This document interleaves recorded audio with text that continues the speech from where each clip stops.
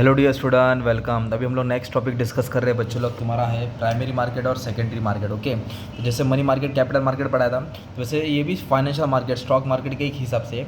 Primary और secondary का पहला मतलब क्या? प्राइमरी बोले तो पहला, सेकेंडरी बोले तो बाद में। प्राइमरी मार्केट में न्यू शेयर इशू होता है, नया नया, जो भी कंपनी का नया शेयर रहता है ना, जिसको हम लोग IPO बोलते हैं ना, वो प्राइमरी मार्केट होता है। और सेकेंडरी मार्केट कुछ नहीं, तुम्हारा स्टॉक मार्केट ही है। एक बार शेयर लिस्ट हो गया ना, तो उसको खरीदते बेचते। तो मीनिंग क्या दिया है? The market is for raising fresh capital.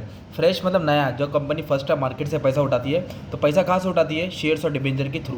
जो फर्स्ट टाइम पैसा उठाती है उसको हम प्राइमरी मार्केट बोलते हैं। और सेकेंडरी मार्केट क्या है? जिसका शेयर ऑलरेडी एग्जिस्ट है स्टॉक मार्केट में, उसको रीसोल्ड, बाय सेल किया जाता है। तो ये स्टॉक मार्केट हो गया। ओके, सेकेंड हैंड मार्केट, ये नया शोरूम की गाड़ी है, एक बार किसी ने और को बेचा, ए ने बी को बेचा, तो ये जो खरीदा वो प्राइमरी, बी ने सी को, सी ने डी को, ये हो गया सेकेंडरी मार्केट। फंक्शन, तो प्राइमरी मार्केट का मेन रीज़न क्या है, मेन काम क्या है, क्यों कंपनी प्राइमरी मार्केट से पैसा उठाती है? For long term fund through fresh issue of securities. मतलब कंपनी मार्केट से पैसा इसलिए उठाती है, रेस मतलब पैसा उठाना, ताकि कंपनी को फ्यूचर में ज़रूरत पड़े एक्सपांशन, ब्रांच ओपन करने के लिए, डाइवर्सिफाई। और सेकेंडरी मार्केट क्या करता है मालूम है? रेडी मार्केट है, जो लेन देन कराता है, कंटिन्यूस लेन देन, स्टॉक मार्केट में लेन देन होते रहता है। पार्टिसिपेट, प्राइमरी मार्केट में कौन खिलाड़ी है? इसमें बड़े बड़े इंस्टीट्यूशन, जैसे कि बैंक के बड़े बड़े इंस्टीट्यूशन, फॉरेन इंस्टीट्यूशन रहेंगे, म्यूचुअल फंड रहेंगे, इंडिविजुअल इन्वेस्टर रहेंगे, बैंक रहेगा, ये सब प्राइमरी मार्केट के बड़े बड़े खिलाड़ी। और सेकेंडरी मार्केट में दो ही खिलाड़ी, बायर और सेलर, और बीच में कौन है? ब्रोकर, दलाल, खरीदने वाला और बेचने वाला, और कोई नहीं है। ओके, लिस्टिंग मतलब होता है कि कंपनी का नाम स्टॉक एक्सचेंज में रजिस्टर करना, उसको बोलते हैं लिस्टिंग। तो प्राइमरी मार्केट के लिए लिस्टिंग की जरूरत नहीं है। हाँ, पर सेकेंडरी मार्केट के लिए लिस्टेड जरूरी है, क्योंकि सेकेंडरी मार्केट में वही शेयर ट्रेड होता है जो लिस्टेड होता है। Listing is not require in case of primary market, और only listed company share are traded in the secondary market, है ना। तो प्राइमरी मार्केट का भाव कैसे बनता है? क्योंकि कंपनी, जैसे अभी IPL में नहीं क्या बोली लगती है, देखो ना, IPL का बोली लगता है, वैसे कंपनी का शेयर्स की बोली लगती है। बड़े बड़े कॉर्पोरेट वाइज सेबी सब रूल्स एंड रेगुलेशन बना के उसकी बोली लगाते हैं, फिर उसको प्राइस को सेट करते हैं। तो ये प्राइस के हिसाब से लोग खरीदते हैं, उसको ग्रे मार्केट बोलते हैं।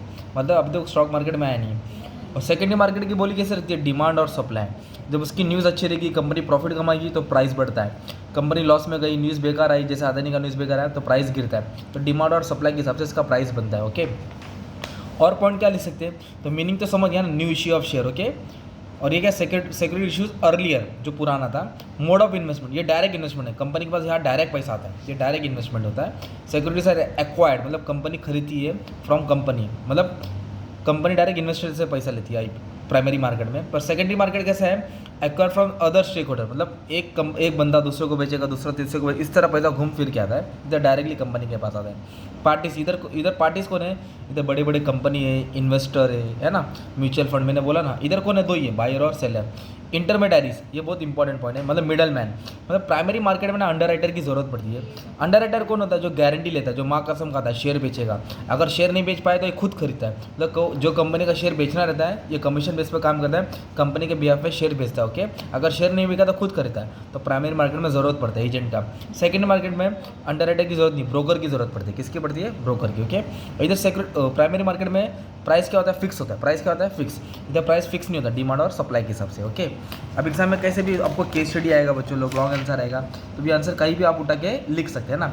जैसे कि ये तो डिस्टिंग्विश हो गया ना तुम्हारा, ये अभी जैसे कि केस स्टडी तुमको दिया है, न्यूली इनकॉर्पोरेट कंपनी, नई कंपनी है, नई नवीली दुल्हन है, पैसा उठा रही है फर्स्ट टाइम।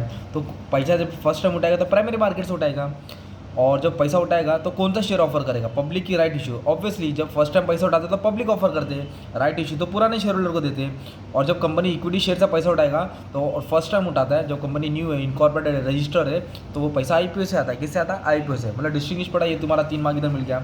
और एग्जाम में से 2 मार्क का कॉन्सेप्ट आएगा, क्या आ सकता है? बोला रहेगा आपको प्राइमरी मार्केट, तो डिस्टिंग्विश का 4 लाइन उठा के डाल दो, तुम्हारा कॉन्सेप्ट तैयार हो जाएगा ना बच्चों लोग। इस तरह तुम्हारा पूरा टॉपिक एकदम मस्त में कवर कर दिया, राइट। बाकी का भी कवर कर दिया, अच्छे से पढ़ लेना। Thank you.